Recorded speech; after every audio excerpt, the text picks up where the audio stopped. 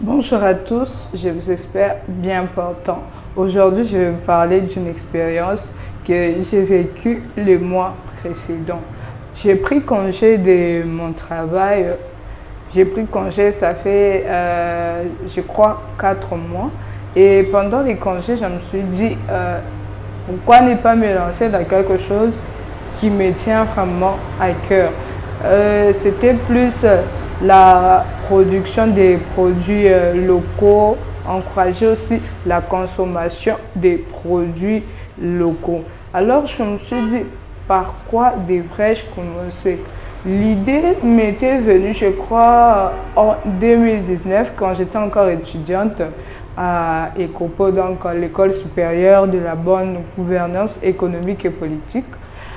C'était une fois, nous avons descendu sur le terrain avec les collègues, c'était dans le cours de merchandising.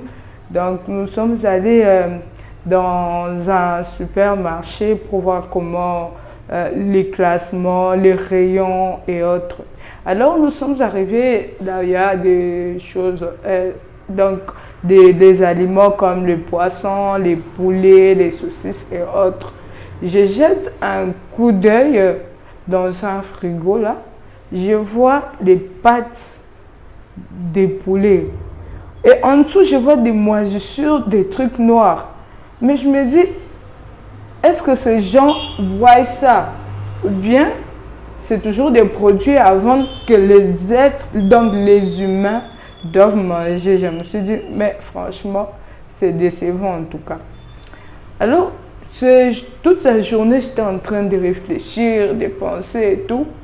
Et je me suis dit, pourquoi ne pas créer quelque chose qui pourra peut-être encourager la population à produire et à consommer ici chez nous, donc localement. Alors, j'ai pris des années, il y avait manque de moyens, de financement et tout. Et là, quand j'ai eu l'occasion, le mois dernier, je me suis dit, comme je suis en congé, je ne pouvais pas quand même rester là, bras croisés et tout. J'étais en train de réfléchir sur quelque chose et du coup, ce projet m'est revenu en tête. Alors, j'ai décidé de me lancer dans la pisciculture, donc l'élevage des poissons et autres. Et j'ai contacté, donc je suis allée, j'ai commencé plutôt à me renseigner, à me former, à lire des livres, à suivre certaines formations. Mais cela ne suffisait pas. Donc, je suis allée dans payer les poissons, donc les alevins de tilapia. Ils étaient de 200 grammes, donc deuxième âge, si je peux dire. Deuxième âge, je suis allée dans une ferme Emineza, je ne sais pas si vous connaissez.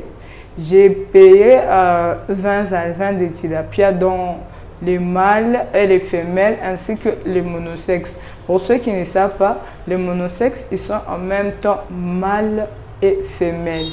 Et on m'a dit que les tilapias se reproduisent plutôt rapidement. Raison pour laquelle certains éleveurs préfèrent élever les tilapias, donc des alevins de tilapia mâles, que mélanger les mâles et les femelles et les monosexes. Parce que vous pouvez à un certain moment là, tellement qu'ils sont nombreux, ils grossissent, vous pouvez manquer même d'espace pour continuer l'aventure. Alors j'ai payé, vu que j'avais payé 20, je voulais que mes tilapias, donc mes alevins de tilapia, puissent se reproduire rapidement et commencer directement la vente, ainsi de suite. Alors j'ai payé ces tilapias et la nutrition des tilapias est un peu différente des autres. Et par rapport à la, comment je peux dire, à la climatisation et autres, l'agronome m'avait dit que les tilapias s'adaptent à n'importe quel climat. Mais par exemple, la saison où il fait un peu chaud, c'est la saison où ils se reproduisent rapidement. Donc, ils se reproduisent bien et tout. Alors, j'ai payé les 20 alevins de tilapia. Donc, je voulais commencer avec la pisciculture à domicile. Le plus surprenant plutôt est que j'avais échoué cette aventure. Pourquoi j'ai échoué cette aventure? Tout simplement parce que je n'avais pas de connaissances dans le domaine de la pisciculture.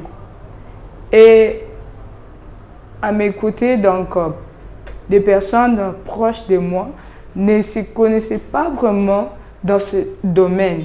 Donc, j'ai contacté au moins l'agronome de la ferme, mais il était un peu rare et tout.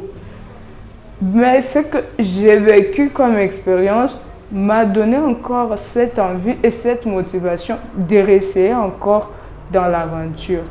La première des choses, j'ai eu à observer quand on a apporté les alevins de tilapia, donc mes 20 alevins de tilapia, j'ai remarqué premièrement la différence qu'il y avait entre les mâles et les femelles. Donc les tilapia mâles sont plus gros par rapport aux tilapia femelles. Et j'ai aussi observé sur le niveau comportemental, les tilapia mâles sont plus agressifs que les tilapia femelles. Donc, j'ai eu à observer. Donc, malgré le fait que je n'ai pas réussi dans ce domaine, mais j'ai acquis au moins quelques connaissances nécessaires qui me donnent l'envie de réessayer encore dans ce domaine. Et ce qui me faisait encore plus mal parce que j'avais peur. J'avais d'abord peur de me dire non, en plus comme c'est à la maison, il y a beaucoup de gens, ils sont aussi comme les humains. Si vous les manipulez trop à un certain temps, ils stressent, à un certain temps, ils ont peur. Si vous vous rapprochez de l'eau, directement, ils se cachent. Mais si vous partez, ils sortent. Et ce sont des êtres qui ont plus besoin d'oxygène. Comme nous, les humains, par exemple, dans l'eau, on ne peut pas bien respirer. Et de même, à l'air libre, ils ne peuvent pas bien respirer.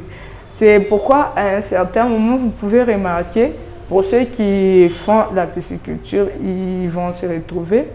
Si vous mettez par exemple la pisciculture à domicile, donc dans des bacs, des bassins et autres, si par exemple il n'y a pas de l'oxygène dans l'eau, à un certain moment, vous le verrez à la surface plutôt, et la bouche ouverte.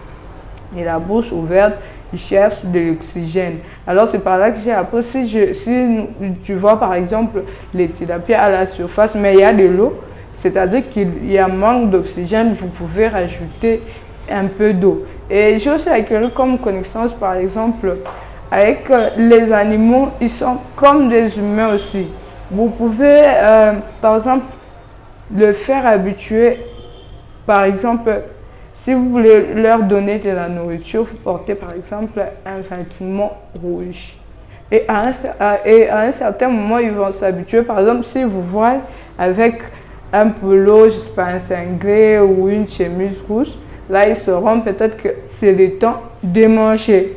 Et vous verrez, ils vont se regrouper à un niveau là et vous leur donnez de la nourriture. Donc, j'ai acquis beaucoup de connaissances. Et par là, ça me donne encore l'envie de me relancer dans cette aventure. C'est pourquoi je me dire à quelqu'un, par exemple, qui a tant essayé mais qui n'y arrive pas. Premièrement, la clé de la réussite d'un projet, c'est la connaissance. Donc, vous devez d'abord avoir des connaissances qui vous permettront de réussir dans un projet quelconque.